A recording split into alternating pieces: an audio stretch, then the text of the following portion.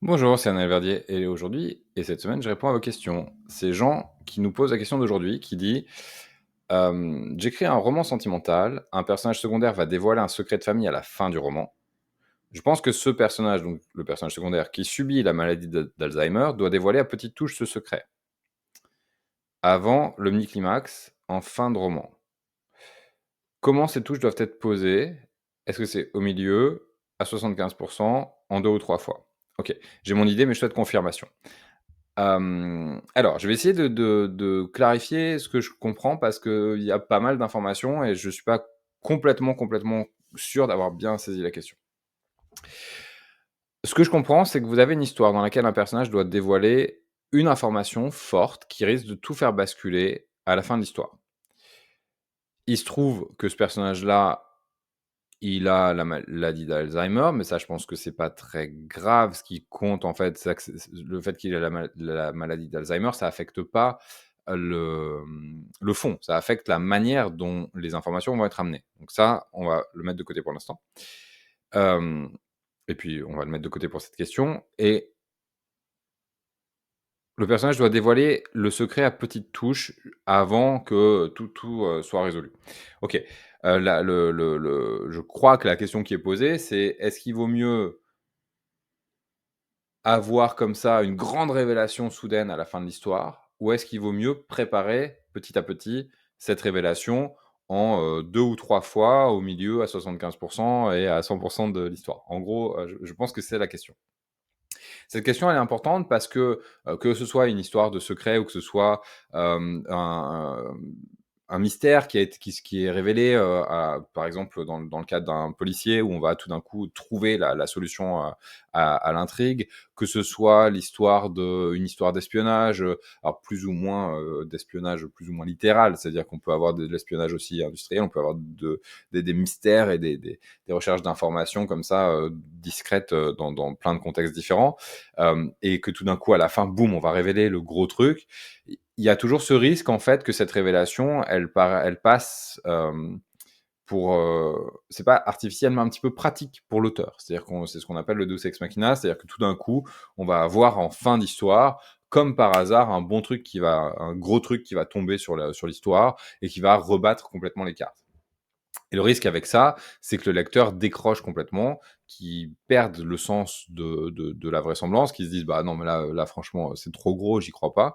Que du coup, ça mette à mal tous nos efforts d'écriture et que ça nuise vraiment à notre histoire. Ça, c'est le premier point. Le deuxième point, c'est que, à l'inverse, à trop donner les informations, il y a ce risque que le lecteur nous voit venir à 1000 kilomètres.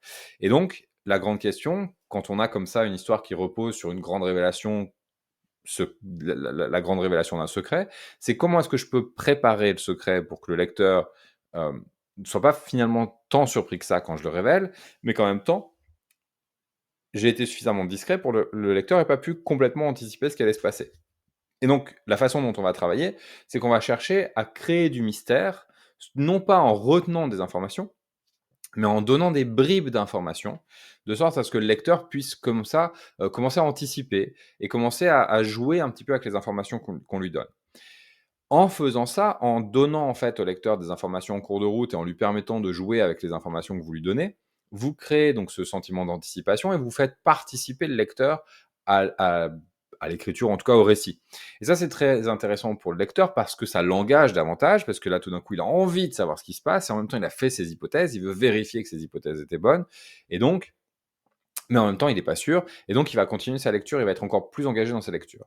Et ce qui est clé, et sur quoi je viens de passer un peu rapidement, c'est qu'il faut effectivement que les informations que vous lui donniez à votre lecteur en cours de route soient suffisamment euh, intéressantes pour qu'il s'y accroche, et en même temps suffisamment ambivalentes pour que il soit pas sûr de ses hypothèses. Donc, on veut effectivement donner des bouts d'informations tout au long de l'histoire pour préparer la grande révélation, pour que le lecteur, quand on va avoir la grande révélation, se dise chouette, enfin, et non pas hein, quoi, qu'est-ce qui vient de se passer. Mais au-delà de la question de savoir à quels endroits on va donner les informations, est-ce que c'est au milieu, est-ce que c'est à 75% de l'histoire, est-ce que c'est à un autre endroit, ce qui est plus important, c'est de se demander comment est-ce que je dévoile ces informations? Sous quelle forme est-ce que je leur donne? Quel type d'informations est-ce que je donne précisément? Alors là, j'ai pas le contexte précis de l'histoire, je sais pas quel est le secret final réellement, mais ce qu'on va chercher à faire, c'est qu'on va chercher à prendre des indices, à dériver en fait de la grande révélation. On va faire chercher à dériver des indices et on va vous allez chercher à mettre en scène ces indices. Ça peut être une photo, ça peut être une bribe de conversation qui est piquée à un moment donné, qui est attrapée par un personnage qui dit tiens, qu'est-ce qui s'est passé là. Et on va chercher à faire en sorte que ces indices nous mettent sur la piste, évidemment, qui nous intéresse, mais soient en même temps interprétables de différentes façons. Et c'est qui va créer de l'ambivalence. C'est-à-dire qu'une même information peut être lue de différentes manières.